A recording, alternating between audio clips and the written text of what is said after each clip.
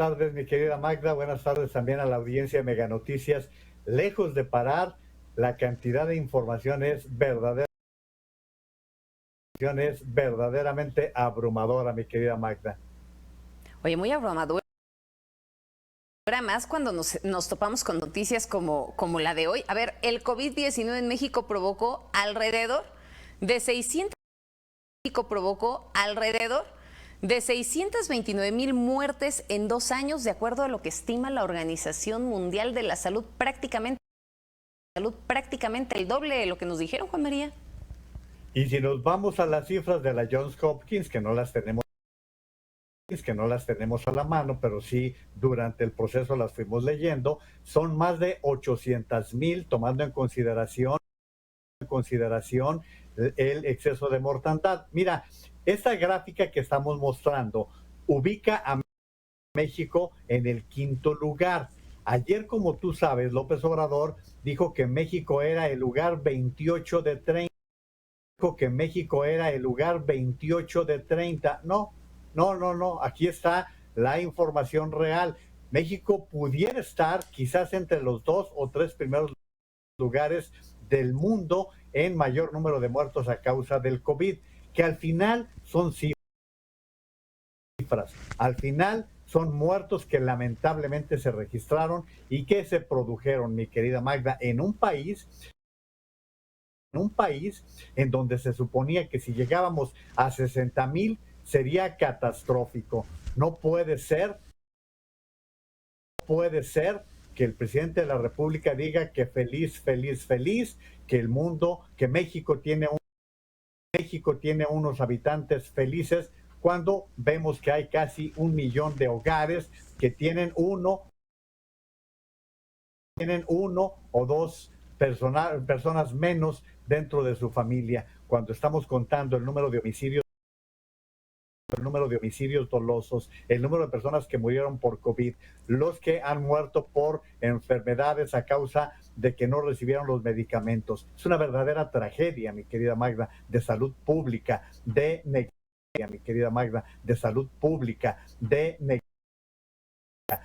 negligencia, de irresponsabilidad, porque ya con el COVID en marcha, el presidente salía a pedir que la gente se abrazara, que saliera, que no hiciera caso, y bueno, pues allí están las consecuencias. Eso no se puede olvidar, mi querida Magda, porque México Y más cuando es el pudieron haber sido primer diferentes las lugar. cosas. Así es, primer lugar en personal sanitario muerto en todo el mundo, con más de 330,000 huérfanos a causa del COVID y que somos también el primer lugar en esta materia. No, vamos a pasar a la historia en esta pandemia como uno de los países que peor manejaron la pandemia, porque además la población de Estados Unidos es el doble de la de México. La población de Brasil es el doble de la de México. No digamos la de India, que tiene más de 2,000 millones de habitantes, mi querida Magda. Fíjate que hoy ya volteamos un poco hacia atrás y vemos las cosas a la distancia, ¿no? Pero hace 2 años, en estas fechas, estábamos sumamente preocupados por cómo se estaban comenzando a incrementar tanto los casos de COVID-19, ¿no? La pregunta era qué más se tenía que hacer. 2 años, en estas fechas, estábamos sumamente preocupados por cómo se estaban comenzando a incrementar tanto los casos de COVID-19, ¿no? La pregunta era qué más se tenía que hacer, por qué no había más coordinación entre estados, entre federación, para evitar que las cosas se salieran tanto de control. Y poco a poco vimos cómo llegó una ola de contagios y luego otra ola y luego otra ola, y rematamos de nueva cuenta a principios de este año con una nueva ola de contagios de COVID-19. ¿No? Entonces creo que el tema fue sumamente delicado. Muchos dijeron que las cosas podrían haber sido diferentes y podrían haber sido distintas, inclusive una vez que ya se encontró la vacuna contra el coronavirus, que pudiera aplicarse de una forma distinta, ¿no? Sin concentrarlo todo nada más en el gobierno federal. Lo que está pasando en este momento, Juan María, porque ya me ha tocado ver que inclusive afuera de los centros comerciales ya instalan ahora sí módulos de vacunación para que llegue toda la gente y se pueda vacunar cuando aplican vacunas para rezagados, ¿no? Pero ¿sabes por qué? Porque se les están caducando. El cálculo conservador que se está haciendo es de 72 millones de dólares en vacunas que no se aplicaron, de dólares en vacunas que no se aplicaron. Inclusive, yo no sé, Magda, tú tienes más conocimientos porque tienes al medio A esos asuntos, sino más bien pues se habló de otro tipo de estrategias que sí tenían que ver con modificar el contenido, el modelo educativo, pero pues parece que va más encaminado a un asunto ideológico y no de estrategia profunda para combatir estos grandes males. es que este gobierno de estrategia. A ver, con el rezago educativo que se ha generado a raíz del COVID-19 se estima a esos asuntos, sino más bien pues se habló de otro tipo de estrategias que sí tenían que ver con modificar el contenido, el modelo educativo, pero pues parece que va más encaminado a un asunto ideológico y no de estrategia profunda para combatir estos grandes males. Es que este gobierno de estrategia No bruto que se tuvo en 2019. O sea, estamos hablando de que nuestro país estaría dejando de producir alrededor de 1.7% de ese Producto Interno Bruto y que estaríamos teniendo chavos inclusive con menos capacidad para obtener oportunidades laborales y que podrían llegar a ganar inclusive menos de lo que ya se está ganando ahorita. Bueno, es que ya está pasando. Tú lo has dicho muchísimas veces, Magda, que los salarios ahora son muy menores frente a lo que se tenía antes de la pandemia, que hoy se están contratando personas de mayor edad que los jóvenes, porque las empresas ahora tienen una estrategia completamente diferente y a los viejos les siguen o manteniendo en su plantilla o contratándolos. Y sí, pero como estamos hablando, con salario, con un salario mínimo, con salarios, sueldos y salarios muy bajos. Esto es lo que está sucediendo. Y en el ámbito educativo, lo veníamos comentando, mi querida Magda, aquí estamos hablando de 3 generaciones que están inmersas en esta problemática, en esta brecha educativa que se ha generado debido a lo que ocurrió, que lo estuvimos diciendo desde el principio, eso no nos lo puede negar. Desde el principio dijimos, hay tiempo para preparar un curso aceptable a distancia.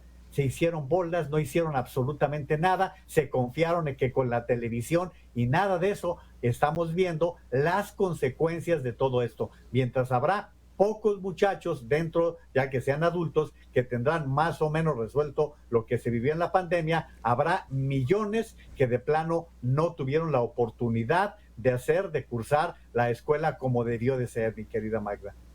Pero es que no hubo un plan en concreto, Juan María, porque realmente tampoco ha habido hasta este momento resultados de esas evaluaciones diagnósticas, ¿no? Lo comentábamos en la semana y decíamos, a ver, se suponía que una vez que regresaran los chavos a clases de manera presencial, pues como parte de estas estrategias que tenía planteadas o planeadas el gobierno federal era el generar una evaluación general y ver y decir en qué punto estaban planeados. A esos asuntos, sino más bien pues se habló de otro tipo de estrategias que sí tenían que ver con modificar el contenido, el modelo educativo, pero pues parece que va más encaminado a un asunto ideológico y no de estrategia profunda para combatir estos grandes males. Es que este gobierno de estrategias no sabe nada, lo vemos en seguridad, lo vemos en otros ámbitos en donde la estrategia está ausente. En este caso concreto, ya lo acabas de decir, ¿qué es lo que está sucediendo? Que se les ha ocurrido, porque todo lo hacen a través de ocurrencias, que si los libros de texto mal hechos, por cierto, que si ahora va a ser los grados escolares y lo que dijeron, Magda, porque recordarás que dijeron, recibe a los muchachos y pásalos, apruébalos por lo menos con 6 para que vayan al siguiente curso escolar, en lugar de hacer un proyecto para enfrentar 2 años de pérdidas, 2 años que pudieron atenderse de diferentes maneras. ¿Qué te hubiera parecido que regresen primero una regularización? Si había necesidad, no hay vacaciones de verano, lo vamos a recetar mes y medio para poder tratar de regularizar a todos los niños de preescolar y primaria y les vamos a dar 1 o 2 semanas de vacaciones para que luego ya se incorporen al siguiente curso escolar. No, no hubo nada de eso. No hubo el trabajo que debió hacerse para poder darle conectividad a las familias mexicanas. Se sacrificó todo, pero no se buscó la manera de garantizar que hubiese dispositivos como computadoras, laptop, que hubiera Wi-Fi en diferentes escenarios, diferentes lugares, plazas públicas en donde se hubiera podido acudir o en las casas, y todo esto era mucho menos costoso que lo que acabas de decir, Magda, en 80 años. ¿De cómo dijiste? ¿De cuánto estamos hablando? Ahí te va. En 80 años, 136 del Producto Interno Bruto que se tenía en 2019, o sea, vamos a dejar de producir hasta un 1.7% de ese Producto Interno Bruto.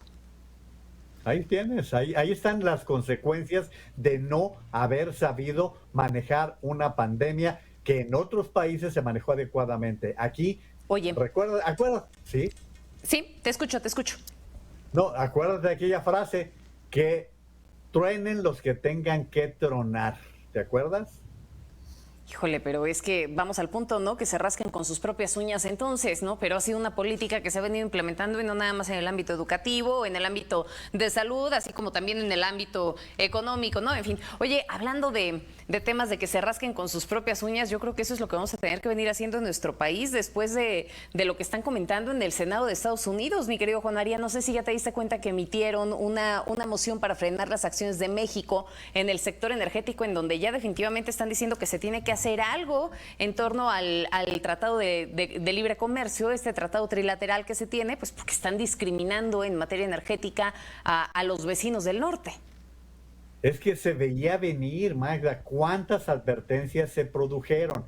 Empezaron con aquella carta de 4 senadores, 2 republicanos y 2 demócratas, que estaban advirtiéndole al presidente Biden de los problemas que se veían venir porque no se estaban respetando las cláusulas del Tratado de Libre Comercio, porque el presidente de México sigue sosteniendo que el tema energético no se abordó, cuando ya nos dijo Ildefonso Guajardo claramente que es su representante, Jesús Seade, sí lo aceptó cuando estaban las negociaciones. Es decir, hay suficientes elementos. Eso ocurrió hace ya casi un año en que se dio toda esta carta. Luego vinieron todas las visitas encabezadas por John Kerry, por el propio Ken Salazar. Fíjate hasta qué grado están las cosas.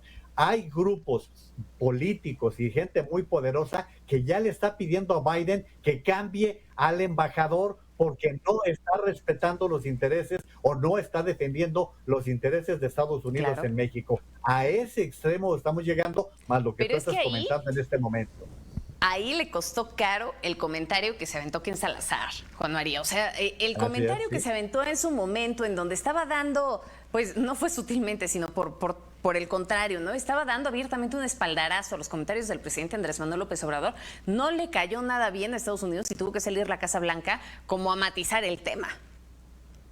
Sí, recordarás que ese comentario que dijo México tiene toda la libertad para modificar su constitución, lo cual es cierto, pero no estaba en el entorno, en el momento adecuado con todo lo que estaba sucediendo. Después trató de enderezarlo y pues no le ha sido suficiente a un hombre de una gran experiencia, porque Ken Salazar es un hombre muy avesado que además ha sido abogado de empresas energéticas de los dos lados, las muy cochinas y las muy limpias, mi querida María. Tiene todo el conocimiento del mundo. Y cerraría con esto, Juan María, porque pues se va a ir de gira el presidente de Centroamérica, ¿no? ¿Cuál es la perspectiva que se tiene en ese sentido?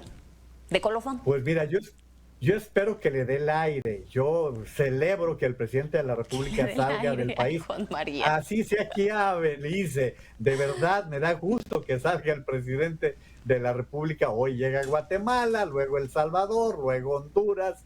No sé por qué tanta prisa, ¿no? Y luego va a Belice y el sabadito por la noche, cuando se pone a todo dar, el Tropicana llega a Cuba, porque pues tienen que corresponder a la visita de Díaz-Canel. Recuérdate que le dedicaron todo el desfile de la independencia. No sé qué están pensando en Estados Unidos. Sé que el presidente va como si fuera uno de los responsables de la Cumbre de las Américas, cuando no. México es invitado. La Cumbre de las Américas la organiza Estados Unidos en Los Ángeles y ellos deciden quiénes van. Ojalá le vaya bien, mi querida Magda. Yo creo que él irá con la bandera de sus programas sociales, que bueno, pues lo van a escuchar los mandatarios de los 3 países más Cuba. Que ya veremos cuál es el resultado entonces de estas reuniones que va a tener de esta gira del presidente por Centroamérica, que dicho sea de paso, y a partir del día de mañana y durante una serie de días no va a haber conferencias mañaneras. Entonces también ya veremos cómo se empieza a mover la información, ¿no? Estaremos pendientes del tema. Querido Juan María, te mando un abrazo y te veo y te escucho mañana. Mándame. Ahí te va una pregunta difícil. ¿Y va a haber noticieros matutinos mañana? Digo, porque no va a haber mañanera, no sé de qué van a hablar. Se la pasan hablando todo el día de la mañanera, todo el contenido. Siempre hay muchísima información y para eso vale la pena entonces aventarse el spot y decirles que Pues por no favor se nota, sintonicen Mega Noticias todos los días a partir de las 8 de la mañana para que vean que de verdad hay otra información distinta. Te mando un abrazo enorme, querido Juan María. Igualmente, un gran saludo para la audiencia.